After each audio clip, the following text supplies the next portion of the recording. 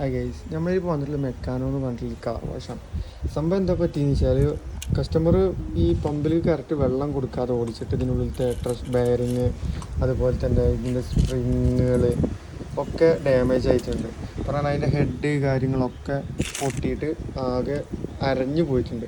അപ്പോൾ പാർട്ടിക്കാർക്ക് നമ്മൾ എസ്റ്റിമേറ്റ് പറഞ്ഞപ്പോൾ എങ്ങനെയും ഒരു 10,000-3,000 അടുത്ത് എസ്റ്റിമേറ്റ് ആവും. പാർട്ടിക്കാരെ എങ്ങനെയും അഡ്ജസ്റ്റ് ചെയ്യാൻ പറ്റുമെന്ന് വെച്ച് കഴിഞ്ഞാൽ നമുക്ക് ചെയ്യാൻ കഴിയില്ല. പറയാൻ കാരണം അതിൻ്റെ റേറ്റും കാര്യങ്ങളൊക്കെ അത്രയാണ്.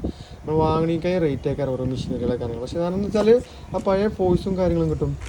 ഇതാണ് ഇപ്പോൾ അതിൻ്റെ പുതിയ ഹെഡ്. നിങ്ങൾക്ക് നോക്കിയാൽ കാണുന്നുണ്ടോ, 3 ഹോളും അതിൻ്റെ പിസ്റ്റൺ ഇറങ്ങിച്ചുള്ള ഹോള് കാര്യങ്ങളൊക്കെ പക്കയൊക്കെ ഉണ്ട്.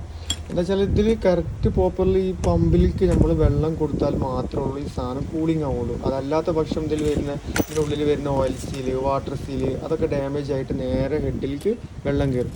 വെള്ളം കഴിഞ്ഞാൽ അങ്ങനെ ഓരോ സാധനങ്ങൾ നമ്മൾ ടെമ്പറേച്ചർ കൂടി പൊട്ടിപ്പോകാൻ സാധ്യത കൂടുതലാണ്.